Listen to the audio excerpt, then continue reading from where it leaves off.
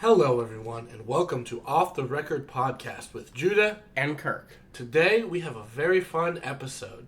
We're going to be talking about Star Trek. This is the third time we've talked about Star Trek on here. This is the third episode of DC Star Trek Nerd Out. Yeah. But the second time we've talked about Star Trek specifically. Yeah. Yes. Because the last one was just DC, and as I specifically mentioned, we would do a full one of just Star Trek. Yes. And that's this. Yeah, and so this one's going to be fun.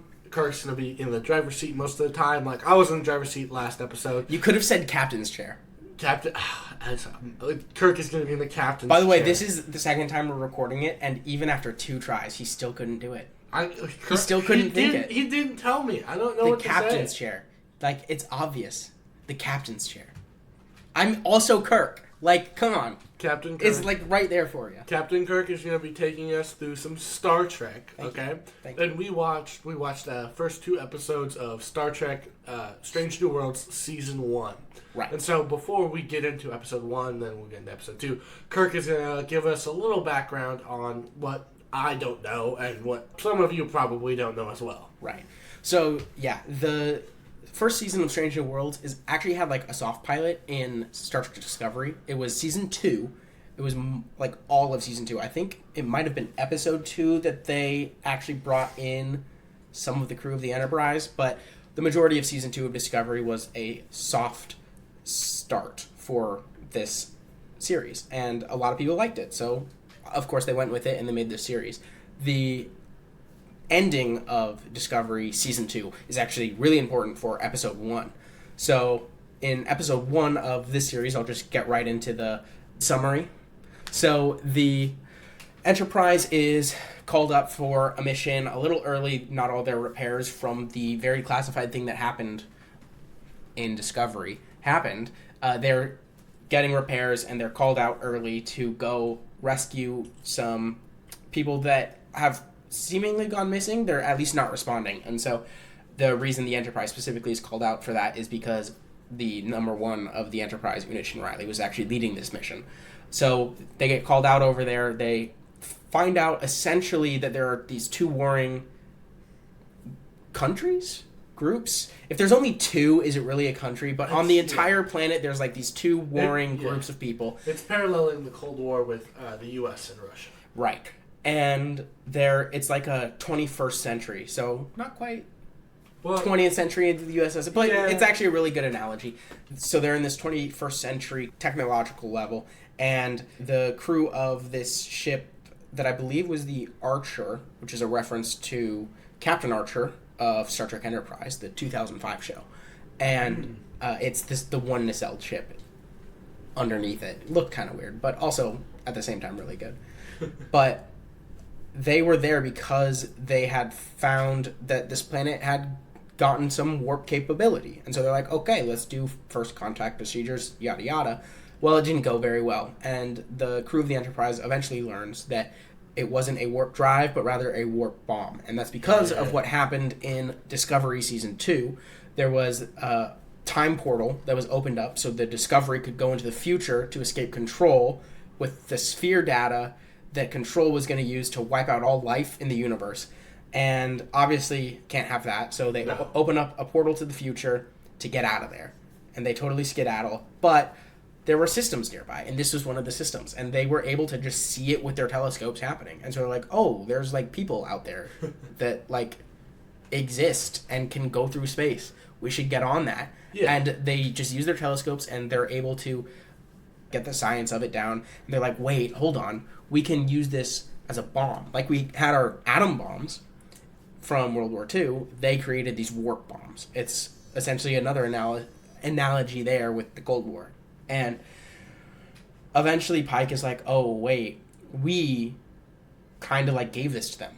Yeah. Like we can't just leave it be. Prime Directive, which at this point and until the end of the episode is called General Order 1, the Prime Directive is not supposed to allow them to go down to this planet and talk to them. But Pike is like, we did this to them. We kind of ruined everything for them, and now they're probably going to destroy themselves and each other with this warp bomb. So, Prime Directive, General Order 1, be damned. we're going to do what's right here. Yeah. And so he goes down to the planet. He's like, hey, yes, we exist in front of everybody.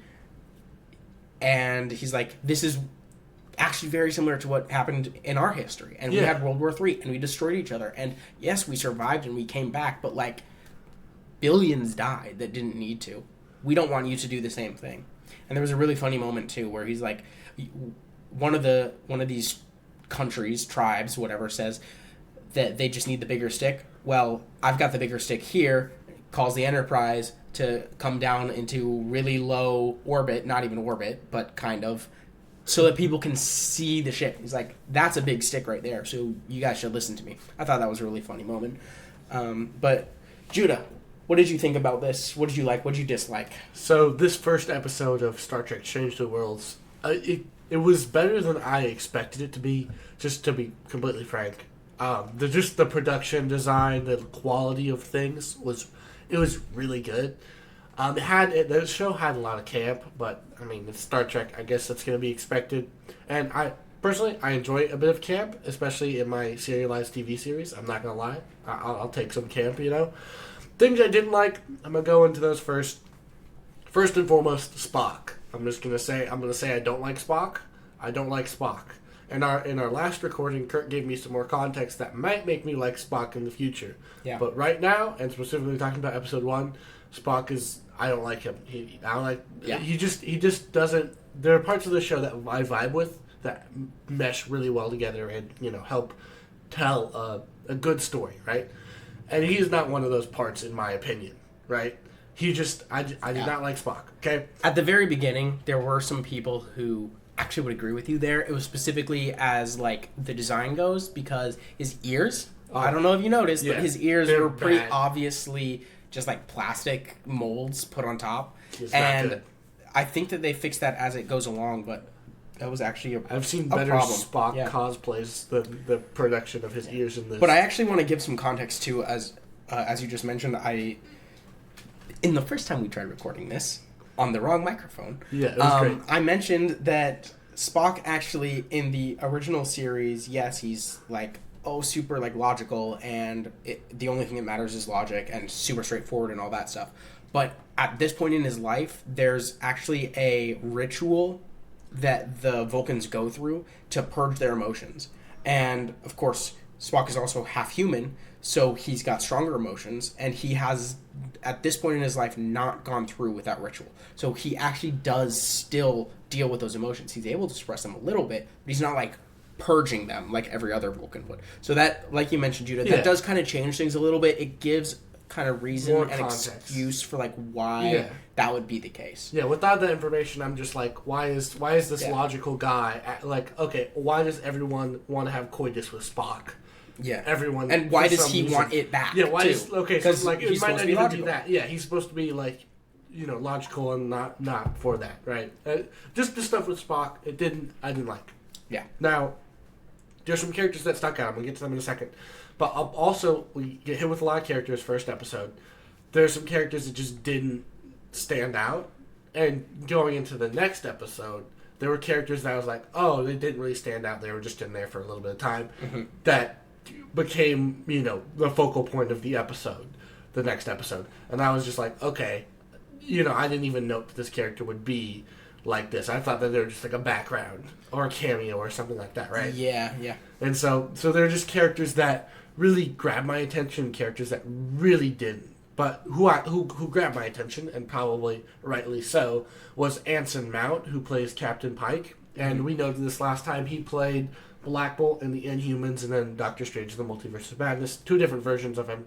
But yeah, Captain Pike as the protagonist, I really liked, and starting with his perspective. And I think that he's going to be the primary character. I know we're going to go into some other characters, but going forward, he's like the main guy. There are episodes that are like specifically about Spock, specifically about Chapel, things like that. Yeah. But he's still like the captain of the ship all the way through. He's like kind of the perspective character for a lot of things. So yeah. And he was really good. I enjoyed him. I also really liked the ship's doctor, played by Babs Olushanomokin. Sorry for the pronunciation. Mm-hmm. You know, it's a but Dr. N'Benga in the series. Yeah, Dr. Mbenga, he was in it for maybe 10, 15 minutes, but he stuck out. You know, he was one of those characters that was notable. Like, I wrote him down, and I wrote his nurse. I don't have the name of the nurse written down, but she's played by Jess Bush. Again, the plot was a lot better than I expected it to be. I don't know why. My brain was not thinking this would be good. I don't mean that to anyone that likes Star Trek and knows it's good, but my brain was just like, this doesn't look very good from the outset. But it was. It was surprisingly good. I was really like this episode. It was a slower episode. Kirk has said that, and the next episode kind of showcases that. Yeah, the next episode starts off a little slow too, but it's to like get into like the characters and who they are and getting you to know them a little bit, and then by the end, it really like gets things going and it's more interesting. But this one started out slower, but I was engaged the entire time. The ending felt a little rushed to me. Yeah. The resolution of how things happened, but overall, I really positively enjoyed this episode. And I think the reason that they decided to kind of rush the ending there is not because they were necessarily lazy or anything like that, but they wanted to start you out on the hopeful note of things, like the very optimistic note of things. And so they, yes, of course, if this were a real world situation, making peace between those two powers would be like a months and years long endeavor. Like, it wouldn't just be like, yeah, well, these aliens showed up and said be nice to each other, so we did. I mean, we also have that worked out when Jesus showed up and said be nice to each other. So, it's not something that's just going to happen overnight. But the series kind of makes it something that happens overnight because they want to start you off saying, this is Star Trek, we are back. Yeah, it's kind of you think you have to suspend your disbelief for a little bit. Right. But it's to get a message across, and that's fair. Yeah, but overall, I enjoyed it. I did not expect to enjoy it, but I enjoyed it. And, there's still some, discordant things, but overall, I enjoyed it, right? Mm-hmm. And one thing I had this epiphany that I think Star Trek influences the ship designs in literally every other sci-fi thing, and I think Star Trek might have the most superior and best ship designs. Right. Or most iconic. Everyone kind of knows the Enterprise, at least in America culturally, right? The Enterprise is a thing. You know? And I'll have a actual plastic model of the Enterprise that whenever we get to have a camera, which would be crazy, which will be awesome. I've got a nice area right behind us that would be in the background that I can stick it up there and put it in a prominent position for the videos. So the Enterprise, one of the most recognizable ships there is, one of the most recognizable names that there is. Overall, I really, this first episode, I really enjoyed it. Great. Honestly, a lot of your criticisms of the episode I have as well, but I kind of know where things are going. So I'm a little bit more forgiving of this than you would necessarily be. Yeah. But again, totally fair criticisms. Some of the characters really need to do things better. Just seriously act better, be better written. Again, it gets better as it goes along, but there are even farther down the line characters that they're not very fleshed out. And it's kind of a problem. So... it's actually totally fair that you're oh, I thought you were going to be a side character, and now in episode 2 you're the whole motivating force of the episode. It's it's mildly that doesn't quite work. Episode 2, maybe it should still be Pike who's the driving force of the episode. Yeah, maybe. And we'll get into episode 2 right now. He kind of is, but a little bit of the driving force. It's So in Star Trek episode. In Star Trek Strange New Worlds. No, in all of Star Trek Episode 2. In Star Trek Strange New Worlds Episode 2, called The Children of the Comet. Alright, we see the Enterprise and its crew, and we're focusing mainly on... what's her name? Uhura. Before Judah keeps going, actually, I need to remind you. Go, scroll down, press press subscribe, please, comment. I don't care if you have anything to add to the discussion. Just comment. We do want you to think through a little bit what you're commenting, just because it's good for your brain and your development, you little children. So actually think of an emoji. If you can't think of anything else to write or whatever, think of an emoji that's space or Star Trek related. I don't know if there's spaceship emojis. Maybe you could get the Saturn rocket or something as an emoji. or like a star or a moon or something. But drop an emoji, and please engage with this video. Okay, so you interrupt me, I'm interrupting you. Uhura, right? She's the main focus. We get a little thing at the beginning. I guess it's a cold open. It's not really a cold open, but it's an open. It's before they play the opening credits, right? And we get her. It is a cold open. Okay, I guess it's a cold open, right? Tell us. Tell us in the comments. But down below. Yeah. Yeah. So it's kind of cold open. You know, she gets a little bit. She wears her dress suit to a fancy dinner with the captain, and then there's like deep, profound questions asked about the future, which kind of sets up the episode. And we get to meet a character I like named Hammer. Hammer? Hammer? Hammer. Hammer. Okay. See, I was close. Okay. You were. That was good. That was very good. The white alien. And if you like a Hammer, you're going to be really interested to see where her story is going. It's actually really, really cool and quite compelling too. Even a little bit going into season 2, there's still some moments in there that are really, they're really interesting. Yeah. But, I actually want to give you a little bit of background that you definitely don't know from the last time we tried recording. No, definitely not. Hammer is an alien, from Andorra, and he's an Andorian, but he's like an offshoot kind of side species of them. Normally they're blue and they can like see, but he's blind. He's like perfectly like albino white hair, skin, everything. And he has this like precognition, which is another thing that kind of goes into the episode a little bit. We'll get into. Things. Yeah. And he's actually like, these are some really cool characters. There's like their species is one of the founding members of the Federation. I think it's humans, Vulcans, Andorians, Tellarites, and I think there's a fifth that I'm not remembering. Klingons.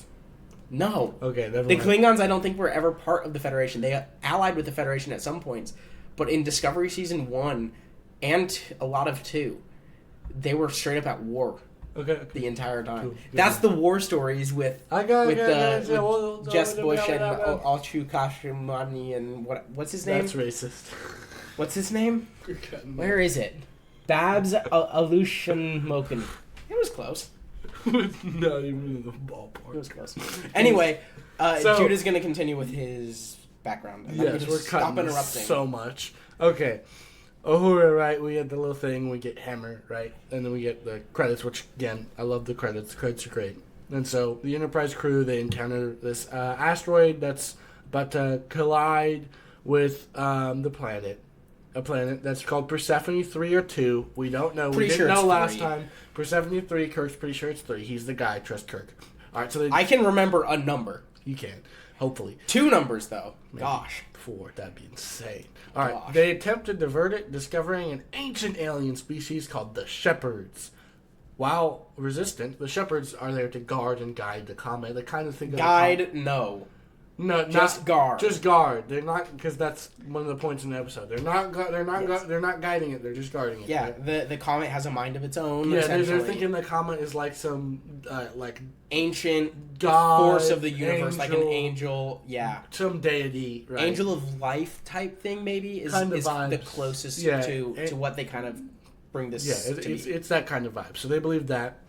And they're resistant, but the Shepherds, they have to save the squad after, they pretend to have their power out, and they're at a point where, if they fire on the Enterprise, it explodes, it hurts the comet, and knocks it off course. So they have to agree to, help if they don't save them, the ship runs into it, knocks it off course. Now, it's a bluff on the side of the Enterprise, but it's one that works, because they need to, these Shepherds really want to be careful around this comet. Yeah. They don't want to do anything with it. Like, they got to leave it on its own, and they're trying to make sure everybody else does too.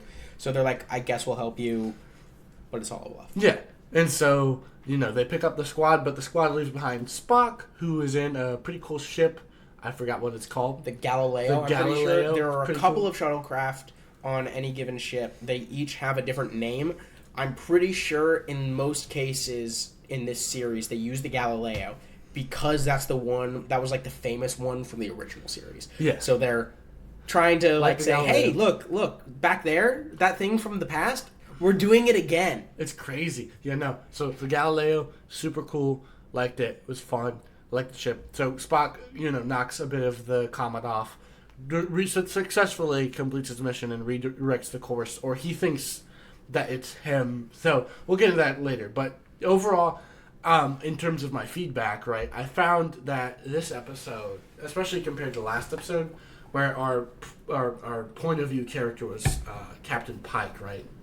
Our point of view character was Captain Pike. We had our point of view character really be Uhura and kind of Spock a little bit, and that was like the central characters of the show.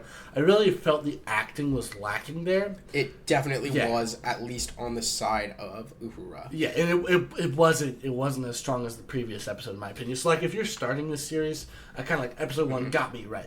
I was in. It was a good hook. And then I opened this episode up and I was like, what's going on? And another thing that didn't help was they had brought Sam Kirk, Captain Kirk, future Captain Kirk's brother, on the mission too, and he's out immediately. So you can't rely on that character or that actor.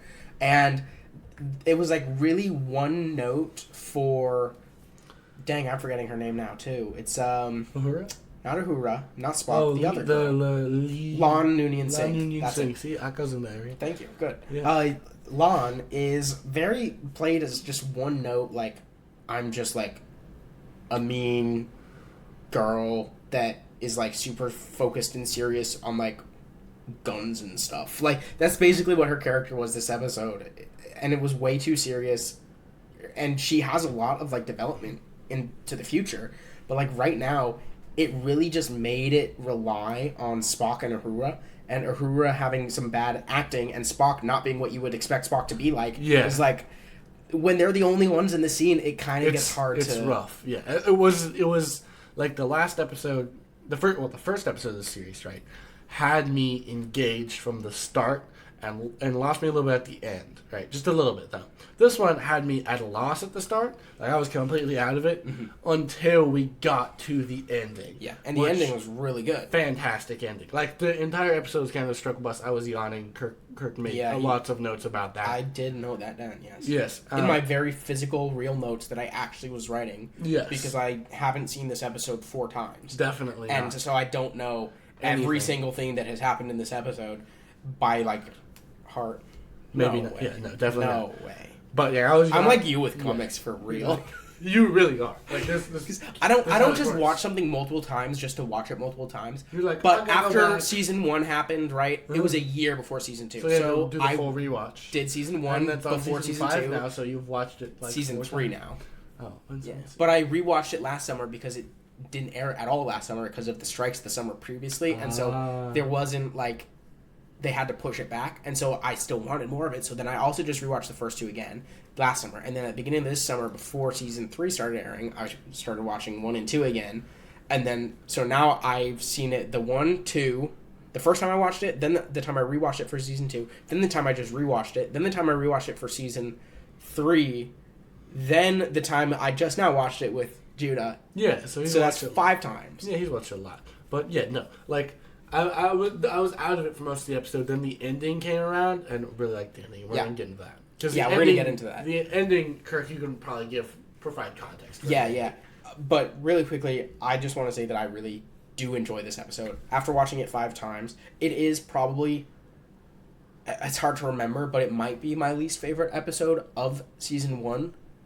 But honestly, if this is the worst, then it's not that bad. Like, as a series overall, if this is the worst episode of the season, it's not really that bad. I guess we'll keep you updated as I start to rewatch it again, and I'll let you know kind of where everything stands. But overall, again, good episode. I really liked Anson Mount as Pike in this episode. Good. It was really good. He was really able to handle like the weight of being the captain of the capital T Enterprise, the most important ship in Star Trek, literally the flagship of the Federation, so much so that the reason that they gave for it not being included in any of the Klingon War stuff in Discovery Season 1 is that it was the flagship of the Federation, and if it got destroyed, it would be like a massive like PR nightmare, essentially. And so they wanted to keep it as far away from the fighting as possible. And so even in universe, this character has to be like really like serious about it, like on top of things. And Anson Mount plays that really well. And of course, even in the real world, it's like one of the most recognizable ship names that there has ever been. Like, it's the Enterprise. No one doesn't know about the Enterprise. Sure, maybe some people haven't seen it or know specifics or whatever, but everybody knows the Enterprise. And so that's a lot of weight on him, and he actually does really good. And so I want to give him some praise for that. But as for where this episode goes, it's essentially the age-old, often discussed in very civilized manners. Predestination versus free will. Yeah. So kind of the two sides of this are predestination is the comet. This comet being like this angel of life, this kind of forces from the early universe type. Yeah, is somehow knows what's going to happen, right? They figure this out because when they first landed on the asteroid, they get what they think is a communication from it. And Uhura says, oh, it'll take 3 days to translate, right? And so at the very end of the episode, she's like, I finally translated it. It was a map. It was a trajectory showing that this is what will happen in the future. It was before we had interfered. It's before we sent the Galileo with Spock to change the course of this asteroid. The asteroid told us what was going to happen, and we just couldn't read it yet. Right? Yeah. And so that's the asteroid is essentially, which is probably some sort of a AI computer thing. I would have to assume. Say that in the episode, but. Yeah, but more likely than not, that's probably the kind of deal that it was. Like, I doubt the asteroid was alive, right? I mean, that would be cool, though. But essentially, it has foreknowledge, right? And so that's the predestination side of things, is I have foreknowledge of things that are going to happen, so they are going to happen that way. And the episode proves that, right? But then there's Pike, and Pike knows the future, right? And there's this really cool dynamic of, in the original series, we, of course, know that Pike ends up in the chair. Yeah. And he's like, the chair. He's like super scarred from a fire, and he can't walk and really move on his own, and he's stuck in this chair, right? And in Discovery, what they do is they send him to the Klingons to get a Klingon time crystal because they need to send the Discovery into the future to save all life in the universe, right? And that's what episode 1 of this was all about. And so he grabs this time crystal, and not only can he see what they need to do to send the ship into the future, but he also sees his future. That's kind of the curse of it, is that you get what you need, but you're also going to get all this baggage that goes with it. And I believe the Klingons even say, like, you can't try to avoid it. You have to let it happen or whatever. And so they go into that a little bit. But they kind of allow, not only obviously the audience knows that this is what his future has for him. He knows it. And so he can wrestle with that with the audience too. And so that is also a predestination thing. But then by the end of the episode, he's talking to number 1, Unish and Riley, and she says, but what if you could, like, yes, save all those kids, but also save yourself? You've got 10 years to figure this out. And so the episode ends on him looking at their names and saying, like, or thinking, yeah, actually, that's what I want to do. I want to change the future. And that's free will. And there's this whole fight, like, what's it going to be? What's it going to be? And it goes into it more. And, of course, we know, at least in the original timeline of things, where it eventually does end up going, and that's the predestination side of things. They could retcon. And so even we as an audience don't really know. But we can get more into that as those episodes come out. But it's a really cool story. It is, yes. I thought it was so interesting because it's kind of like this is a prequel. Yeah, right. That's a prequel to the original series. So they kind of address like the problems and the hardships of writing a prequel. Is you already know where everything's going to end, right? So you know where everything has to be in the places to start the next thing. And it's been confirmed that they're canceling at season 5, and it will end with Captain Kirk in the captain's chair. So like it is doing that. It's doing that thing, right? And I thought it was fun because it's very meta too that they had to kind of put how they're struggling with writing this into a story. It's like, okay, this thing is we don't know how to do this, and we can kind of follow their thought process on this too. Yeah, And it's really interesting. I love playing in this playground with these ideas. Like it's super fun with this. Yeah. And I love that the episode 2, it doesn't tell you which one is right. It just presents the question, which is so nice. Everything now is pushing a message. It's not presenting a question. Everything pushes a message. Yeah, it tries to tell you what's right. But this doesn't try to tell you. It's just like, hey, what would you like? Yeah. What do you think? Or what would you do? What do you think? Things like that. And that's so refreshing. It's so nice. And it's what Star Trek used to be like. So again, where episode 1 was saying, like, we're going to go back to how Star Trek used to be. Episodic. And about, like, optimism. And everything will work out. And hopefulness about the future. It's also saying, like, in the way that we structure. This episode is kind of saying, in the way that we structure the episodes. In the scripts that we write. In the way that we present everything to you, we're also going to be going back to how it was. Not just in universe, but in the real world. We want it to be like it was back then. And so we aren't going to give you a message. We're not going to push a message here. We're not going to tell you what's right. We're going to ask you, what do you think is the correct thing? What do you think is actually the way that it is? Is it predestination? Is it free will? Is everything deterministic? Yeah. It's discuss. Yeah. Discuss in the comments, please. Yeah, and while you're down there, like and subscribe. Second time this episode. Let's go. We did it twice in a row. We definitely not. Well, we did it 3 times, but we're definitely not desperate. We're definitely not. No. We definitely don't have 17 at the point of this recording, maybe more. But if you do enjoy this, like and subscribe. Yeah. So this was interesting. This was a fun exercise and some things. This was a fun intro to Star Trek. Yeah, and we'll continue to keep you guys apprised on Star Trek, not only on our journey through it, and by our, I mean Judah's, because I've seen everything already. Yeah.